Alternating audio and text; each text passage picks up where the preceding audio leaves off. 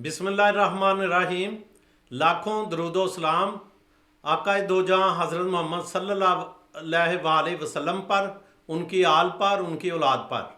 पाकिस्तान मुस्लिम league नून के senior नायब सदर और बरतानिया के मुमताज़ कानूनदान और पाकिस्तान मुस्लिम लीग ओवरसीज़ के चीफ कोऑर्डिनेटर जनाब मोहतरम ब्रिस्टर अमजद मलिक साहब आज हमारे साथ शरीक गुफ्तगू हैं और हम इनसे मियाँ नवाज शरीफ की आमद के हवाले से और कुछ तंजीमी अमूर पे कुछ सवालात पूछेंगे। तो सबसे पहले हम इन्हें अपने प्रोग्राम में जो है खुश आमदीद कहते हैं और इनसे ये पूछना चाहते हैं कि मियाँ मोहम्मद नवाज शरीफ खैर व आफियत से बरतानिया से सऊदी अरेबिया पहुँच गए और वहाँ अपने उम्रा की सादत भी हासिल कर ली। अगला उनका पड़ाव जो है वो दुबई और फिर पाकिस्तान के पंजाब का दिल लाहौर में उनकी आमद है। तो मैं ये पूछना चाहता हूँ कि सर उनके आमद पर ओवरसीज़ पाकिस्तानियों की तैयारियों का सिलसिला क्या है और कहाँ तक हो रही हैं? बहुत शुक्रिया राना साहब, आपकी बड़ी मेहरबानी है कि आपने मुझे इस मौजू के ऊपर लाइन पे लिया है। और खुशाइन बात है कि ओवरसीज़ में इस वक्त 35 के करीब चैप्टर जो हैं काम कर रहे हैं और कायदे मोहतरम के साथ शाना बशाना खड़े भी हैं। और सऊदी अरब हो या गल्फ़ हो या दुबई हो या बाकी ममालिक हों, और उससे जौक दर जौक जो हैं वो आ भी रहे हैं। जी, कुछ लोग साथ भी जाएंगे मियाँ साहब के। मियाँ साहब माशाल्लाह। इस हफ्ते दुबई आ जाएंगे और इंशाल्लाह ताला 21 को वहाँ से प्राइवेट जहाज़ के ज़रिए लाहौर आएंगे। और इंशाल्लाह ताला हम भी उनके साथ होंगे। और नुमाइंदा पूरी दुनिया से हमारे चैप्टर्स के नुमाइंदा अफराद भी मीडिया के दोस्तों के साथ उनके साथ शरीक सफ़र होंगे। और इंशाल्लाह ताला पाकिस्तान में उनकी आमद जो है वो तरक्की, खुशी और अमन का बायस होगी। इंशाल्लाह। तो दूसरा सर मैं ये पूछना चाहता हूँ कि तहरीके इंसाफ जो है वो आइंदा इंतखाबात में कहाँ खड़ी है, जबकि उनका बल्ला भी टूट चुका है, इमरान नियाजी भी मैदान में मौजूद नहीं है।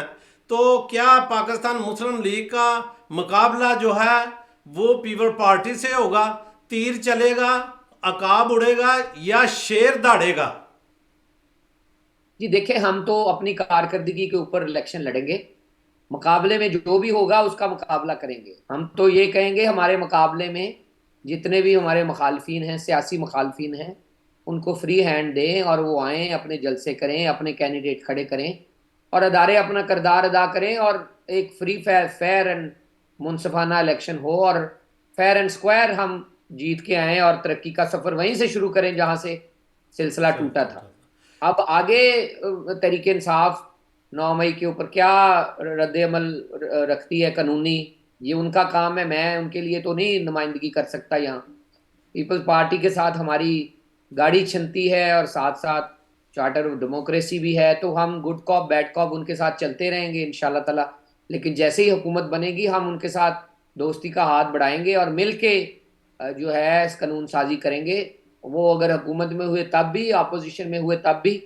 तो जो ममलकत कारोबार हुकूमत है वो गवर्नमेंट एंड अपोजिशन मिलके चलाएंगे। लेकिन तहरीके इंसाफ जो है उसको ये देखना होगा कि जी, 2018 के इलेक्शन से पहले उसकी सियासी हैसियत क्या थी, जी, 2018 में क्या बनाई गई, और जी, अब एक छतरी जो है वो एक पेज जो है वो टूट पाटने और टूटने के बाद अब उनकी क्या हैसियत है, और उस हैसियत के हिसाब से वो अपनी सीटें क्लेम करें। जी। और अगर वो पार्लियामान में आते हैं तो अगर वो बिहेव करेंगे तो उनका कोई ना कोई किरदार होगा। अगर बिहेव नहीं करेंगे और 9 मई जैसे वाकयात दोहराएंगे या उस तरह की फिलॉसफी और माइंडसेट को प्रमोट करेंगे, तो आर्मी और चीफ ऑफ आर्मी स्टाफ के खिलाफ इस तरह की कार्रवाइयां और बलवे और आग लगाना, इस तरह की चीजें मेरा नहीं ख्याल लॉन्ग टर्म बर्दाश्त नहीं होती। और आप, मेरा ख्याल है कि सियासी तौर पर उफक से उड़ जाते हैं। सही। तो ये इसका जवाब तो तहरीक इंसाफ को देना है। सर तरीके इंसाफ की एक हिस्ट्री रही है कि जिस चीज़ में वो जिस इंतखाब में कामयाब हो जाए उसे तो वो तस्लीम कर लेते हैं और जिसमें वो नाकाम हो जाए वहाँ धांधली का इल्ज़ाम लगाते हैं। तो क्या आज भी जो बातें वो कर रहे हैं कि ये लेवल प्लेइंग फील्ड का मसला जी, ये मियां साहब को बुलाया जा रहा है कि 2018 में जो है इमरान खान इलेक्शन में था और मियां साहब जेल में थे, और आज इमरान खान जेल में हैं और 2024 के इलेक्शन में मियां साहब जो हैं वो इलेक्शन कैंपेन कर रहे होंगे। तो क्या इस पे ये सवाल पैदा नहीं करेंगे दोबारा कि जी ये कोई इंसाफ है कि एक के हाथ बांध दिए और दूसरों को आज़ाद छोड़ा हुआ है, हम इंतखाबात को नहीं मानते, ये तो धांधली है। देखें, 2018 में जो हुआ आप सबको पता है। जिस तरह मियां साहब ने पेशियां भुगती 100 के करीब, जिस तरह के केसेस, जिस तरह के कम ख्याल जजेस, जिस तरह के मॉनिटरिंग जजेस, जी और जिस तरह की केसेस हमारे साथियों के ऊपर डाले, राना सनाउल्लाह के ऊपर 2.5 किलो हीरोइन का केस डाला, हमारे जो ख्वाजा साद रफीक हैं, हनीफ अब्बासी हैं, जो नाम है, शहबाज शरीफ साहब हैं, हमजा शहबाज हैं, सागदार साहब हैं, आप नाम लें उनका कि जिस जी जी, बंदे को इन्होंने छोड़ा। तो बिल्कुल सही। उसके बाद भी बावजूद पाकिस्तान में हमने इलेक्शन लड़ा। इलेक्शन लेट लड़के हमने पंजाब में हुकूमत बनाने की पोजीशन हासिल की। हमें हुकूमत बनाने नहीं दी गई, तोड़े गए बंदे, और फिक्टिशियस अरेंजमेंट के साथ बुजदार की हुकूमत खड़ी की गई, और आपने देखा है कि पंजाब में तबाही मचा दी गई, और लूट मार, जो पोस्टिंग ट्रांसफर पे ऊपर लूट मार हुई, और उसका कोई अशरे शीर ही नहीं है जो करप्शन इन्होंने की। लेकिन फिर बिल्कुल भी हम ये कहेंगे कि इलेक्शन मुनसफाना हो और फेयर हो और इक्वल प्लेइंग फील्ड मिलनी चाहिए। लेकिन ये तो तहरीक इंसाफ ने अदालतों के पास जाके अपना क्लेम करना है ना, ये हमने तो उनके मुकदमे नहीं जाके लड़ने। बिल्कुल ऐसे वो ही। अपना मुकदमा पेश करें इलेक्शन कमीशन के पास, अपना मुकदमा सुप्रीम कोर्ट में लेके जाएं, अपना मुकदमा हाई कोर्ट में लेके जाएं। आप अपनी इक्वल प्लेइंग फील्ड के लिए लड़ना पड़ता है, आपको जेलों से नॉमिनेशन पेपर भरने पड़ते हैं, आपको लड़ाई करनी पड़ती है, आपको उसके लिए अपने हक के लिए लड़ना जद्दोजहद करनी पड़ती है। आप घर बैठे आपको जलेबियां तो नहीं खिलाएगा कोई आके। बिल्कुल ठीक। जेल में होना तो कोई क्राइटेरिया नहीं है, जेल में होके भी लोग इलेक्शन लड़ते हैं और अपनी पार्टियों को सपोर्ट करते हैं और अपनी पार्टी की तरवीज करते हैं।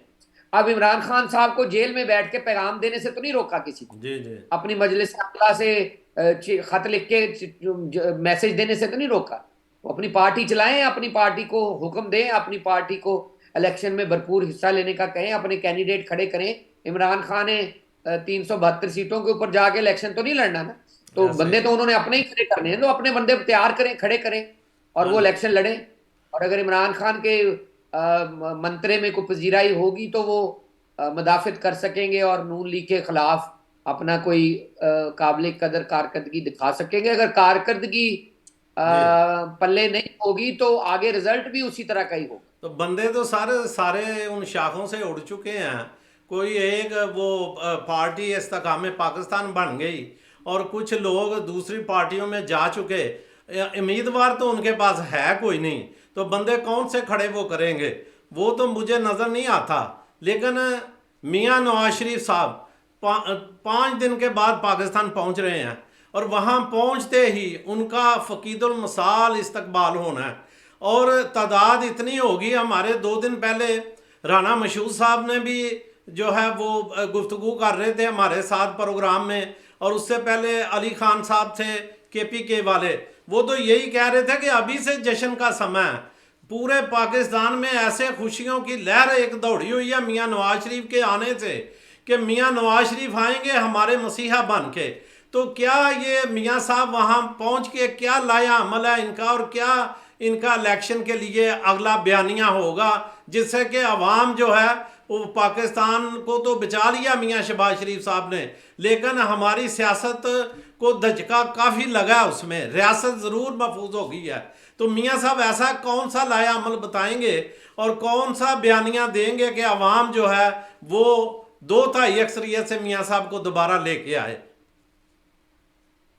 राना साहब, एक तो आपकी बात ठीक है कि मियां नवाज शरीफ की राह तक रहे हैं लोग, और इंशाल्लाह ताला उनका फकीदुल मिसाल इस्तकबाल होगा, और ये बड़ी खुशाइन मुल्क की सियासत के लिए बड़ी अच्छी बात है कि जी कोर्स करेक्शन हुआ है और मियां नवाज शरीफ की वापसी का रास्ता खोला गया है, जो मुल्क के लिए, सियासत के लिए एक खुशाइन बात है।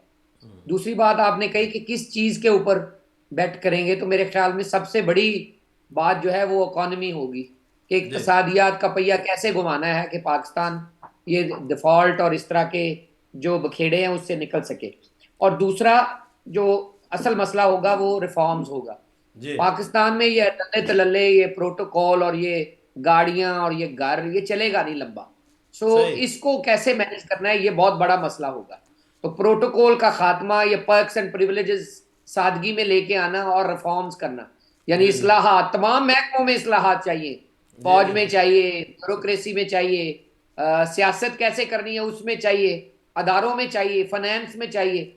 आप cut to your coat according to your cloth वाला हिसाब है कि आपको अपने कपड़े के हिसाब से अपने जो है सिलाई करनी पड़ेगी, और उसके लिए बहुत दूरस्थ नताइज वाले इकदाम लेने पड़ेंगे। इंशाल्लाह। तीसरा, कहीं ना कहीं पार्लिमानी जमहूरियत को मजबूत करने के लिए कोर्स करेक्शन और माइंडसेट चेंज करने की जरूरत है। ये जी कोई तरीका नहीं है कि 10 साल बाद खराब खरूब करके आके आप कहें जी नवाज शरीफ साहब आए आप ठीक करें मुल्क। बिल्कुल तो ठीक। कोई ना कोई एहतसाब होना चाहिए, खुद एहतसाबी का अमल होना चाहिए, कोई जी ट्रूथ कमीशन होना चाहिए जिसमें आके आप अपना हिस्ट्री जो है उसमें आप अपने खड़े हों जी और बताएं कि हमसे ये गलतियां हुई हैं और आइंदा ये गलतियां नहीं होंगी। जी उसके लिए कोई ना कोई मैकेनिज्म बनाना पड़ेगा जो पार्लियामान के फोरम से हो, जहां आप आके अपनी गलतियां तस्लीम करें और आगे रास्ता निकालें और आगे जी आइंदा इस गलतियों को दोहराने की जो है वो अंडरटेकिंग करें, ताकि आइंदा हम एक सफ में खड़े होंगे, एक जहद के साथ जी जी मुल्क को तरक्की की राह पे चला सकें। अगर आप ऐसा नहीं करेंगे तो ठीक। डॉलर जो है 100 पे जाएगा, तो फिर कोई ना कोई आगे पार्लियामान के आगे धरना देना शुरू कर देगा बिल्कुल है सही। और फिर हुकूमत गिराने के लिए चल पड़ेगा कि जी ये नहीं वो चाहिए, वो नहीं ये चाहिए, और ये तो करप्ट लोग हैं और ये तो सही लोग नहीं है। जी तो जी इसके लिए इसका सद्भाव करना जरूरी है, ताकि लोग यकजहत होकर मुल्क के लिए काम कर सकें, रादर देन कि आप अपने जो है ईगो में अड़े रहें कि जी हम बड़े हैं और आप छोटे हैं। तो जी पार्लियामान को मजबूत करने के लिए ये सुप्रीम कोर्ट का बड़ा किरदार होगा। और ये जो फैसला आया है सुप्रीम कोर्ट प्रोसीजर बिल के ऊपर, जी जी ये उसकी राह खोलेगा कि सुप्रीम बिल्कुल कोर्ट फैसला साजी में आसानियां पैदा करे। बिल्कुल ठीक। सर आप जो है ओपीएफ के चेयरमैन भी रहे हैं माजी करीब में, तो उस वक्त काफ़ी इकदाम उठाए गए ओवरसीज पाकिस्तानियों के लिए। तो क्या वो सिलसिला आप भी जो इकदाम आपने उस वक्त उठाए और लोगों को फ़ायदे मिले, वो आप भी सिलसिला जारी है? नहीं, देखें, जब हम 2017-18 में काम कर रहे थे तो हमने बहुत दूरस्थ इकदाम वाले काम किए थे। एडवाइजरी काउंसिल बनाई थी, आपके जापान से भी एडवाइजरी काउंसिल में लोगों को लिया था, मुझे अच्छी जी तरह याद है। जी पूरी दुनिया से 200-250 रुकनी एडवाइजरी काउंसिल बनाई थी, एयरपोर्ट के ऊपर डेस्क बनाए थे, और जो बिल्कुल गल्फ से लोग आते हैं उनकी माली इमदाद में इजाफा किया था। ऐसे ही। एम्बुलेंस सर्विस का इंतजाम ऐसा किया था कि हर कोई डेड बॉडी अगर लेके आता था तो एम्बुलेंस घर तक डेड चो बॉडी लेके जाती थी। बच्चों की स्टाइपेंड के लिए, जी ट्यूशन के लिए स्कॉलरशिप निकाले थे, ई लर्निंग के लिए इकदाम किए थे। तो बड़ा अफसोस है कि इमरान खान की हुकूमत में वो कुछ नहीं हुआ, यानी फेडरल मिनिस्टर नहीं था, जूनियर मिनिस्टर नहीं था, कोऑर्डिनेटर नहीं था, जी ओपीएफ का चेयरमैन नहीं था, एडवाइजरी काउंसिल वही इन्होंने बंद कर दी। इन्होंने तो हाँ, ओपीएस भी, ओपीसी भी बंद करने की कोशिश की पंजाब में, ठीक है। लेकिन यह है कि इनका दांव नहीं लगा, नहीं तो वो भी बंद कर देते। तो ओवरसीज ने जितनी इनकी पजीराई की उतना ही इन्होंने उनके खिलाफ काम किए। बिल्कुल ठीक। तो इंशाल्लाह ताला ये सिलसिला वहीं से शुरू करेंगे जब आएंगे। हमने कोई इंशाल्लाह। 23 मुल्कों में खुली कचहरी की जाके, जी लोगों के जाके बैठ जाते थे, उनसे मशवरा करते थे, उनसे पूछते थे, पूछ के राय नवाज शरीफ साहब को देते थे। तो ये सिलसिला वहीं से शुरू करेंगे जी। आप जी और हम में ही कोई बंदा ओवरसीज को लीड करेगा, और इंशाल्लाह ताला एडवाइजरी काउंसिल दोबारा बनाएंगे, दोबारा प्राइम इंशाल्लाह। मिनिस्टर हाउस में खोलेंगे, प्राइम मिनिस्टर सेल बनाएंगे, प्राइम मिनिस्टर कंप्लेंट सेल बनाएंगे। बिल्कुल। इंशाल्लाह ताला जब हुकूमत आती है, और मेरी पूरी कोशिश है कि पार्लियामान में आपकी नुमाइंदगी हो, पार्लियामान में आपकी सीटें हो। जी जी इसके जी लिए कोशिश कर रहे हैं कि 10 सीटें पार्लियामान में आपकी निकले बिल्कुल और ठीक। कानून साजी हो, और ये पहली फुर्सत में जी इंशाल्लाह ताला इसके काम करेंगे। आपको भी पता लगे कि जापान से, साउथ एशिया से हमारा मेंबर पार्लियामान है, आप उसके साथ जा सके, मिल सके, बात कर सकें। साउथ एशिया के हमने कोई कम से कम 8 या 9 ममालिक में बॉडी खड़ी की है। तो ये जी लोग पूछेंगे ना जी कल को जी हमारे काम है, आप क्या कर रहे हैं हमारे लिए। हाँ बिल्कुल तो बिल्कुल। इंशाल्लाह ताला मजीद तरक्की के लिए, मजीद सहूलियात और गुजारिशात को पूरा करने के लिए मिलके काम करेंगे जी जी इंशाल्लाह ताला।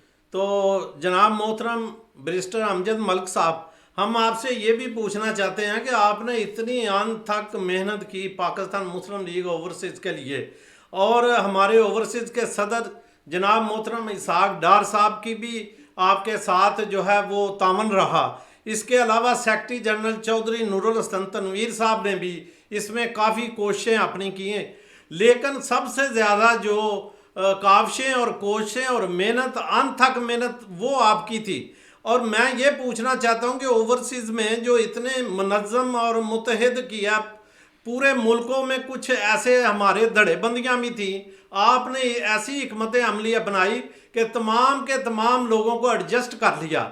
और एक ये बताएं, और दूसरा ये है कि क्या जो आपने सोच के ये सारा मामलात तय किए थे वैसे ही ये सारी ओवरसीज़ की तंजीमें चल रही हैं और मनो अमल कर रही हैं? क्योंकि आपकी तो जो मरकज़ी बॉडी है ओवरसीज़ की, वो तो एक मसाली बॉडी है, और आप में कभी कोई हमने ऐसी चीज़ नहीं देखी जिसमें कोई हल्का फुल्का भी कोई इख्तलाफी राय भी हो। वो कहीं पता नहीं कहाँ तय कर लेते हैं आप कि किसी को पता जो भी नज़र आता है वो तो बहुत अच्छा नज़र आता है। और ये एक मिसाल है आप कि इसी तरह दूसरे जितने भी चैप्टर हैं उनके जो है यही इसी को आपका जो तरीकाकार है अपनाना चाहिए। इमरान साहब बहुत मेहरबानी, ये आपने सबसे अच्छा सवाल यही है। हमने ये देखे, हमारे साथ सदर साहब हैं, जनरल सेक्रेटरी हैं, जी हमने मिलके तमाम मुल्कों में 35 मुल्कों में बॉडी लगाई है, जिसकी मैंने डिटेल आपको भेजी भी है। जी और वहां पे लोगों को जैसे ही बॉडी लगाते हैं, उनको जो काम हमने किया होता है उसकी फिर कॉपी उनको दे देते हैं कि अब आप ये काम करें। फॉर बिल्कुल एग्जाम्पल, अगर हमने बॉडी लगाई है तो हम सबसे फॉर्म लेते हैं, तस्वीर लेते हैं, सीवी लेते हैं, ऐसे ही है। पूछते बताते हैं उसको क्या होना चाहिए, कितने इस मुल्क में दड़े हैं, कितने लोग हैं जो काम कर रहे हैं, उनको फिर इकट्ठा करके उनके उससे जुस्से के मुताबिक बॉडी में एडजस्ट करते हैं। जी फिर हम उनको ये कहते हैं कि आप ये काम करें, मसलन यौम पाकिस्तान मनाएं, जश्न आज़ादी मनाएं, जी 28 मई का जलसा करें, 12 अक्टूबर मनाएं, बिल्कुल। उसको जलसा करें, 25 दिसंबर को जलसा करें कायद की सालगिरह के ऊपर, हाँ एंड यौम महीना महीनों की करें, हर महीने मीटिंग करें बिल्कुल ठीक। और अपनी कमेटियां बनाएं, कमेटियों के जरिए आप इसको डील करें। और ये लिख के हदायत दी गई हैं और फिर एक पूरा तरीकाकार बताया कि मजीद मेंबरान लेके आए। जी और और अभी तक किसी से पैसा नहीं लिया, यानी किसी से मेंबरशिप फीस नहीं ली। दो बिल्कुल साल से तो मैं काम कर रहा हूं। बिल्कुल लेकिन बदकिस्मती ये है कि हम दड़े इकट्ठे तो कर लेते हैं, दड़े इकट्ठे बैठ के बात करने से गुरेजा रहते हैं। ये सबसे हमारा बड़ा मसला है। जी उसको डील कर रहे हैं, लेकिन आप ये देखें कि जो हम काम करते हैं, सदर साहब, मैं और जनरल सेक्रेटरी, हमने कभी भी आपस में इख्तलाफ राय जो है बाहर नहीं आने दिया। हम नजर एक ही नहीं दूसरे से आया इख्तलाफ सर, करते नजर हैं, ही नहीं आता हमें। अगर हम इख्तलाफ करते हैं, जी हम एक दूसरे को मनाते हैं, हमारा ग्रुप्स के जरिए एक दूसरे से मुशावरत होती है। जी जनरल सेक्रेटरी साहब कुछ कहें तो हम मान लेते हैं, डार साहब अगर ना माने तो हम मान लेते हैं। ठीक है। मैं दरमियान में कोशिश करता हूं कि पुल का किरदार अदा करूं। कोई ऐसी चीज नहीं है जो सदर जी साहब की मुशावरत के बगैर हो, कोई ऐसी चीज नहीं है जो जनरल सेक्रेटरी को पता ना हो। ऐसे बिल्कुल नहीं है कि ये हम फैसले किए जा रहे हैं और जनरल सेक्रेटरी अंधेरे में है, इस तरह नहीं है। बिल्कुल हर ठीक। चीज का तमाम यूनिट को पता होता है कि ये फैसला हो रहा है। जी आज आपके साथ इंटरव्यू है, इसका लिंक आएगा आधे घंटे बाद, वो आधे घंटे का लिंक जो है डार साहब के ग्रुप में चला जाएगा, सारे बिल्कुल देख लेंगे। यानी बिल्कुल जो काम हम कर रहे हैं एक दूसरे से का शेयर करते हैं। ये नहीं है कि अंधेरे में कोई अमजद मलिक खुद ही जाती तौर पे कुछ किए जा रहा है, जी अपनी कोई जॉब पक्की किए जा रहा है या कोई नौकरी पक्की किए जा रहा है, कोई ऐसा चक्कर नहीं है। ये तीनों एक ही टीम है और टीम में काम करते हैं। और हमारे साथ कोई 10-12 कोऑर्डिनेटर हैं जो पूरी दुनिया में काम कर रहे हैं। फिर मैंने अपनी टीम में 20 बंदे तैयार किए हैं अपनी जगह पे। सही। मैंने 2 साल में अपनी जगह पे 10 आदमियों की लिस्ट दी कि सर ये इनमें से किसी एक को भी मेरी जगह पे लगा दें, ये मेरे जितना ही काम करेगा। माशाल्लाह। तो ये मैं समझता हूँ पार्टी में कंट्रीब्यूशन है कि हाँ मैंने जी, अपनी जगह पे 10 बंदे तैयार किए सेक्रीफाइशन और मैं करना। नाम ले सकता हूँ। हाँ जी तो ये इस तरह का होना चाहिए कि आप, ये पार्टी के ओहदे सदा के लिए नहीं है, ये कुछ अरसे के लिए हैं। कुछ अरसे में कुछ काम करके दिखा के जाए। आप मेरे बुजुर्ग हैं, भाई हैं, बड़े भाई हैं, जी आप देख सकते हैं और बता सकते हैं कि हमारे दरवाजे आप लोगों के लिए 24 घंटे खुले हैं या नहीं खुले हैं। बिल्कुल खुले हैं जी। आपसे कुछ रब्ता बिल्कुल है या नहीं है। हाँ आप बिल्कुल। अगर कोई चीज देखते हैं, जवाब आता है या नहीं आता है। फौरी आता है तो सर, ये फौरी। है जो हमने आपको प्रोवाइड किया है कि आप ये फील करें, ऑनर फील करें कि सेंट्रल ऑफिस हमारे लिए हमातन गोश है, मौजूद है। जी और जी जब भी कोई चीज भेजते हैं, चिट्ठी भेजते हैं, शिकायत भेजते हैं, क्लेम करते हैं, वादा को याद कराते हैं, जी तो सेंट्रल ऑफिस आपकी पजीराई करता है। इसी तरह ही हम पूरे दुनिया में इसको लेके चल रहे हैं। कोई एक आदमी और एक मुल्क थोड़ी है। बिल्कुल। पूरी 35 जगहों पे तो हमारी वर्किंग जो है वो बॉडी चल रही है। अभी चाइना में बॉडी लगाई है, ये पहली दफा लगी है। जी। तुर्की में पहली दफा लगी है, पुर्तगाल में पहली दफा लगी है, साउथ अफ्रीका में पहली दफा लगी, ऐसे ही है। ऑस्ट्रेलिया में पहली दफा लगी है। तो ये बॉडीज काम कर रही हैं और इंशाल्लाह ताला कायदे मोहतरम गाए बगाए इन लोगों के अरकान से मुलाकात भी करते हैं और शहबाज साहब भी मुलाकात करते जी। हैं। डार साहब तो राब्ते हैं, 24 घंटे राब्ते हैं। मैं हर चीज उनको भेजता रहता हूँ और उसके ऊपर जवाब आते रहते हैं। जी। तो हर चीज वो अपॉइंटिंग अथॉरिटी है, वो मनूटली देखते हैं।